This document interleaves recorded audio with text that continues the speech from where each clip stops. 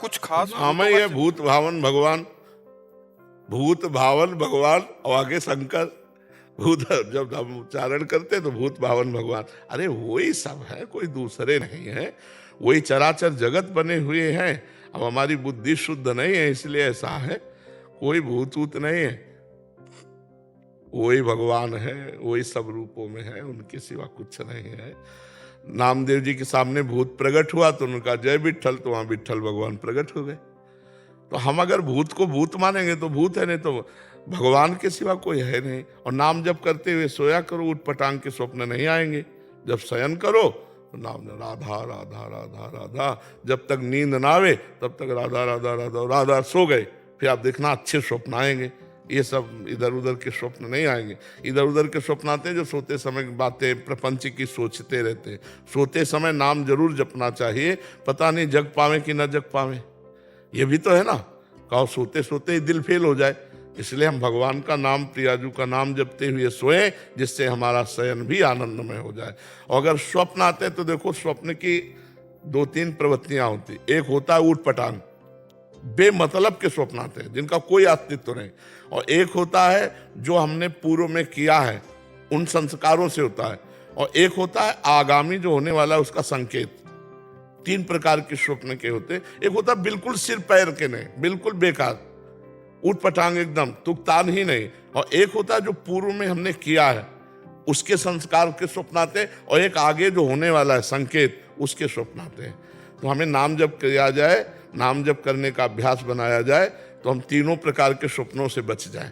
नहीं तो कहो ऐसा स्वप्न आ जाए कि आनंदित हो, कहो ऐसा स्वप्न आ जाए कि रोना पड़े, भयभीत हो जाए। नाम जप करो तो स्वप्न भी तुम्हारा आनंदित रहे, आनंद देने वाला बनेगा। स्वप्न में भी दुख नहीं होता भक्त को, इसलिए भगवान का नाम जप करो। श्रीमती अर्चना पांडे जी, लखीमपुर। राधे राधे। राधे राधे। आदरणीय महाराज जी, आपके चरणों में कोटि कोटि प्रणाम। महाराज जी, बिना किसी दोष अथवा अपराध के कोई मनुष्य यदि सार्वजनिक एवं व्यक्तिगत तौर पर जीवन में किसी का अपमान करता रहे तो अपमानित व्यक्ति को क्या आचरण करना चाहिए?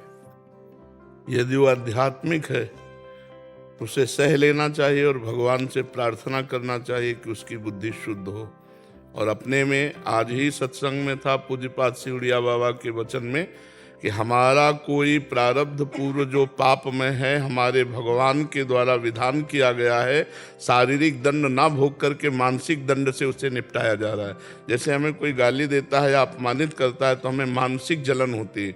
मानसिक जलन से हमारे पाप का प्रायश्चित हो गया, जो हमें शारीरिक दंड नहीं भोगना पड़ा।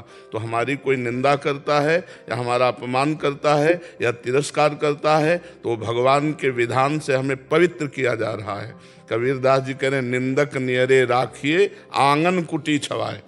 अपने सामने रहे, पास रहे, बिना साबुन बिना पानी निर्मल करे स्वभाव। वो हमारे मन के, हमारे तन के सारे पापों को नष्ट कर देता है। जो श्री प्रबोधानंद जी महाराज कह रहे, सम्मानम कलयाति घोर गरलम नीचापमानम सुधा, श्री राधा मुरली धरो भज सखे वृंदावन मात्यज। सम्मान विष है जो हमारे पुण्यों को नष्ट करता है, और अपमान अमृत है जो हमारे पापों को नष्ट करता है और पुण्यों को बढ़ाता है। इसलिए मुझे जो आध्यात्मिक है उसे सहना चाहिए, और जो एकदम सांसारिक है तो सहेगा ही नहीं, वो प्रश्न ही नहीं करेगा, तो सठे साठ्यम समाचरित, वो दुष्ट के साथ दुष्टता का ही व्यवहार करेगा। लेकिन आध्यात्मिक ऐसा नहीं। करत जे अनसहन निंदक तिनहु पे अनुग्रह करो। जो तुम्हारे अनसहन अपमान करते हैं, निंदा करते हैं, उनको भी सह कर उसका मंगल मनावे, ये आध्यात्मिक स्थिति है। इससे हमारा मंगल होगा, हमारे पाप नष्ट होंगे, हमारे भगवान प्रसन्न होंगे। जीवन का परम लक्ष्य है भगवान की प्रसन्नता। किसका प्रश्न था, समझ पा रहे हैं आप? इसमें कोई संशय? संजय शर्मा जी। राधे राधे। राधे राधे महाराज जी। महाराज जी, ज्ञान क्या है? ज्ञान को पाने के लिए क्या शिक्षा आवश्यक है, या ज्ञान को भक्ति से पाने का तरीका उच्च है? हाँ, भक्ति से पाने का तरीका उच्च है। स्वरूपानुसंधान भक्ति रेव गरीयसी, भगवान शंकराचार्य जी ने, गरीय से माने श्रेष्ठ। स्वरूपानुसंधान अर्थात ज्ञान, आत्मस्वरूप का ज्ञान प्राप्त करने के लिए सर्वश्रेष्ठ साधन भक्ति है। पर कुछ स्वाध्याय भी जरूरत है। जब हमें पता ही नहीं कि मुझे किस मार्ग से जाना है, उस मार्ग में कितने किलोमीटर हैं, कितने किलोमीटर बाद हमारा लक्ष्य मिलता है, तो फिर ऐसे चलते ये हम हार जाएंगे ना। इसलिए हमको सबसे पहले इस मार्ग में गुरु का वरण करना चाहिए। गुरु के वचनों के अनुसार जब हम चलेंगे तो मंजिल बहुत दूर है पर बहुत नज़दीक हो जाती है। और जब हम भगवान की आराधना करते हैं तो मंजिल चलनी ही नहीं पड़ती है, हृदय में ही ज्ञान प्रकट हो जाता है। नहीं तो ज्ञान के पंथ कृपाण के धारा, परत खगेश लगे नहीं बारा। ज्ञान का मार्ग बोले नंगी तलवार पे चलना है, बहुत कठिन होता ना, क्योंकि पूरे संसार के राग का नाश करना है। पूरे संसार को असत्य कह दिया ज्ञान ने, ब्रह्म सत्यम जगन मिथ्या। अब हम पूरे संसार में ही फंसे। तो मतलब हमारी जितनी आज तक जन्म जन्मांतर से संस्कार स्वभाववश आसक्तियां हैं सब काटनी है, और सबसे मूल शरीर में आ जाती है जब सब छोड़ सकते हैं। लेकिन देह प्राण ते प्रिय कछु नाही, सबसे ज्यादा प्रिय देह और अपने प्राण है, और इनकी भी परवाह छोड़ देनी है, तब हम ज्ञान के मार्ग में चल सकते हैं। तो इससे बहुत सरल और संपूर्ण ज्ञान प्राप्त कराने में समर्थ, भगवत प्राप्ति कराने में समर्थ भगवान की भक्ति है। अब जैसे शरीर का राग त्यागना और शरीर को समर्पण करना, दोनों बात एक है, लेकिन राग त्यागना बहुत कठिन है और समर्पण करना सहज है। राग त्यागना कठिन है। मैं शरीर नहीं हूं, अब सर्दी लग रही तो शरीर में तो लग रही, लेकिन आप महसूस कर रहे हैं ना कि आपको सर्दी लग रही, तो अज्ञान है। सर्दी किसको लग रही है? आत्मा को लग नहीं सकती, और पंचभूत जड़ है, इनको लग नहीं सकती, तो भ्रम ही तो है। तो भ्रम है तो उतार दो जैकेट ज्ञान का मतलब चल जाए, है नहीं? पर है ना कि हमें सर्दी लगती है। भूख प्यास प्राणों का धर्म है, देखना सुनना इंद्रियों का धर्म है, संकल्प विकल्प मन का धर्म है। आप सबसे अलग हैं, लेकिन आप सबसे अलग नहीं हैं। आप देख रहे हैं, आप खा रहे हैं, आप सूंघ रहे हैं, आप भोग रहे हैं, क्योंकि आप शरीर भाव में हैं। इसी को अज्ञान कहते हैं। अब इस अज्ञान को त्यागना बड़ा कठिन है नहीं कठिन? अब हम क्या करते हैं, इसको घुमा के त्यागते हैं। बोले भोजन हमें ये पसंद है तो भगवान को भोग लगाओ, अब वो प्रसाद हो गया, अब वो राग नहीं करेगा, अब वो बांधेगा नहीं, नुकसान नहीं करेगा, वो आपका मंगल करेगा। प्रसादे सर्व दुखाना हानि रस्योपजाते। परिवार में बंधे तो नाथ सकल संपदा तुम्हारी, मैं सेवक समेत सतनारी। हे नाथ, पत्नी पुत्र परिवार सहित मैं आपका दास हूं। बात वही हो रही है, राग का त्याग। लेकिन वो राग का त्याग करना अत्यंत कठिन, और ये राग का समर्पण, भगवत समर्पण, इससे बहुत जल्दी ज्ञान प्राप्त हो जाता है। पर जब हमारे हृदय में लक्ष्य प्राप्त हो जाए ज्ञान प्राप्ति के लिए, तब ये बात हो सकती है। तो हम सुमिरन परायण हैं। पहली बात तो भक्ति का प्रधान स्वरूप देवर्षि नारद जी ने बताया, तदर्पिता अखिलाचारिता तद स्मरणेन परम व्याकुलते थे। जो सारे आचरण भगवान के लिए करता है, जो भी कर्म व्यापार नौकरी सब भगवत अर्पित करता है, और इतना नाम सुमिरन में प्रियता हो गई कि अगर एक क्षण के लिए भी छूट जाए तो व्याकुल हो जाए। जैसे मछली को पानी से अलग करो तो तड़पने लगती है। तद विस्मरणेन परम व्याकुलते थी। तो ये भक्ति फिर शुद्ध ज्ञान प्रकाशित कर देगी। हर समय देखो, जब संसार का चिंतन होता है तो हमारा हृदय मलिन होता है, जब भगवान का चिंतन होता है तो निर्मल होता है। तो हम राधा राधा राधा राधा राधा राधा हर समय जपे तो हमारा हृदय निर्मल, और निर्मल हृदय में ज्ञान प्रकाशित हो जाता है। मलिन हृदय में अज्ञान होता है, निर्मल हृदय में ज्ञान होता है। मलिन हृदय संसार को सत्य मानेगा, और निर्मल हृदय सब में भगवान है ऐसा सत्य मानेगा। अब हमको सरल, सहज और भरोसा, ज्ञान में आप भ्रष्ट हो कोई बचाने वाला नहीं, और भक्ति में करो सदा तिनके रखवारी, जिम बालक राखे महतारी। भगवान कह रहे ना, मैं उसकी रक्षा करता हूं। योगक्षेमम वाहम्यहम, मैं स्वयं योगक्षेम का। तो सबसे श्रेष्ठ भगवान की भक्ति का जो आचरण है, जो चिंतन है, वो सहज ज्ञान की धरा में पहुंचा देता है। अच्छा, कोई भक्त अज्ञानी होता है क्या? देखो हनुमान जी, ज्ञानी नाम अग्रगण्यम, गरुण महाज्ञानी गुण राशि, विश्वामित्र महामुनि ज्ञानी, सब अपने आप ज्ञान आ जाता है। जी, आपके चरणों में कोटि कोटि प्रणाम। महाराज जी, मैं एक मनोरोग चिकित्सक हूँ। किसी भी रोगी की मानसिक पीड़ा कम करने के लिए मेरे मन में क्या भाव होने चाहिए और भगवत भाव किस तरह किसी रोगी की मानसिक पीड़ा को दूर कर सकते हाँ, बात ये समझनी कि उसकी जो मानसिकता है वो ऊर्ध्वगति रहित हो चुकी है, मतलब अच्छे विचार और उत्तम विचार रहित हो चुकी है और वो पतन की तरफ ही जाएगी। उसका मूल अध्यात्म में कारण है पाप क्रियाएं, व्यर्थ चिंतन, ओवर थिंकिंग, बहुत सोचना और भगवत रहित सोचना, सत्य रहित सोचना। तो असत प्रपंच उसको एकदम डाउन करता चला जाता है। और दूसरा इसमें कारण है ब्रह्मचर्यहीनता। ब्रह्मचर्यहीन होने पर उसकी स्मृति शक्ति डाउन होती चली जाती है, उसकी सोच जो है वो पतित होती चली जाती है, क्योंकि भोगों का चिंतन, भोग क्रियाएं, तो ये पतित है ना, तो पतित चिंतन होता चला जाता है। अब अगर उसके चिंतन को बल मिले, शीतलता मिले, शांति मिले, आनंद मिले, तो अभी पलट जाए। जब तक ये नहीं मिलेगा तब तक वो पलटेगा नहीं। आप दवाइयों के द्वारा कितना भी रोकने की कोशिश करें, वो बेहोश रहेगा, वो नींद में चला जाएगा, लेकिन जब होश आएगा तब उसका चिंतन निगेटिव ही होगा, तब उसका चिंतन कमजोर ही होगा।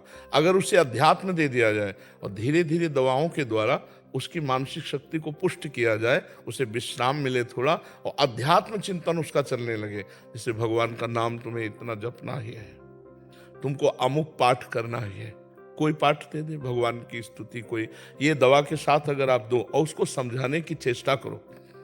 भगवान का जब तुम आश्रय लोगे तो तुम्हें चिंता नहीं करनी, हर जगह तुम्हारी रक्षा करेंगे। भगवान का आश्रय लोगे तो एक सेकंड में उन्होंने अनंत सृष्टि रच दी, तुम्हारे लिए हर व्यवस्था कर देंगे।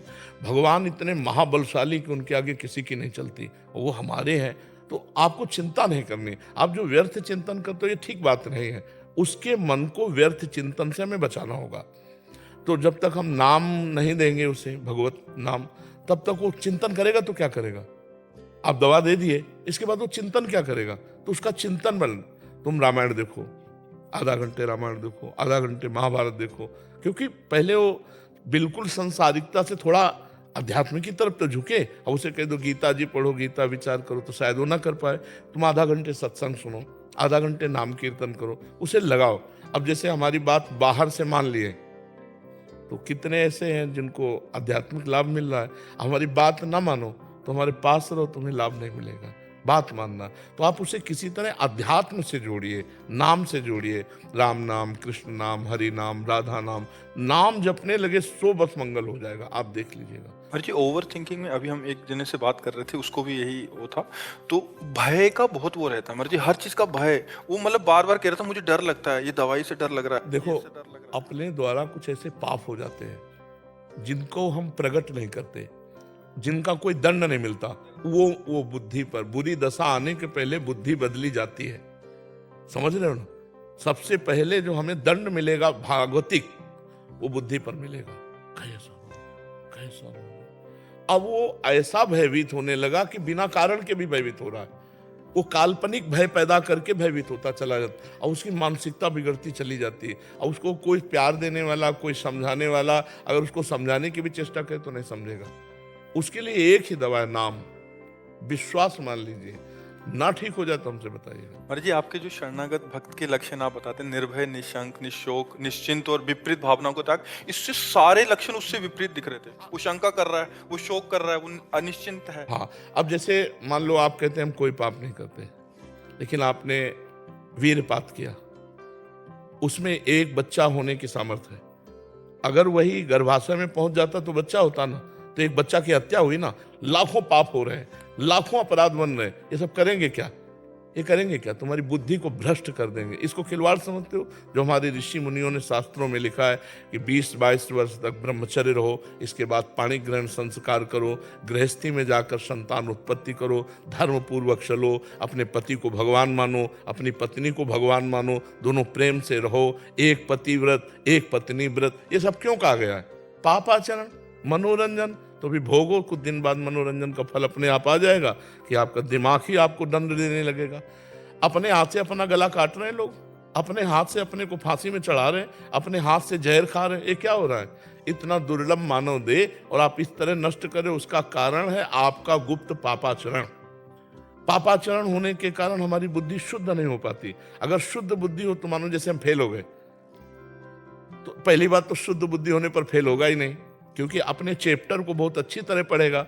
और वो डिस्टर्ब है पहले ही, बॉयफ्रेंड, गर्लफ्रेंड, व्यसन, ये वो कई ऐसी बातें होती जिनका लौकिक चिंतन करते करते वो और उतने में हो गया फेल।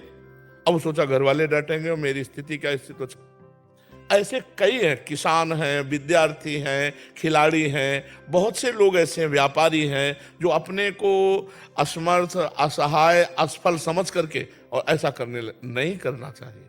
ये नहीं करना चाहिए। और ये तभी रुकेगा जब बुद्धि शुद्ध होगी। तभी तो देखो, सबको प्रातःकाल उठने की आज्ञा हमारे ऋषियों को है, सबको अर्घ देने की, चाहे जिस कुल का हो, चाहे सबको सूर्य भगवान का आदर करने की और सबको नाम जप करने की, अपने यथायोग्य अधिकारानुसार मंत्र जप करने की। अब देखो, गायत्री मंत्र का जो आखिरी अर्थ है वो परम सत्य, मेरी बुद्धि को प्रचोदयात, सत्य की तरफ प्रेरित करे। पूरा मंत्र तो हम नहीं करें क्योंकि अधिकारानुसार कहा जाता है। वो परम सत्य मेरी बुद्धि को सत्य की तरफ प्रेरित करे। प्रातः काल उठकर प्रार्थना, तो बुद्धि शुद्ध होती। अब आप देखो 10-10 बजे तक सो रहे हैं, सूर्य भगवान उदय होने का कोई मतलब ही नहीं है, कोई दिनचर्या ही नहीं है, कोई दिनचर्या नहीं है। कुछ कार्य कर, कुछ कार्य कर। मनुष्य जीवन व्यर्थ नष्ट करने के लिए नहीं मिला है।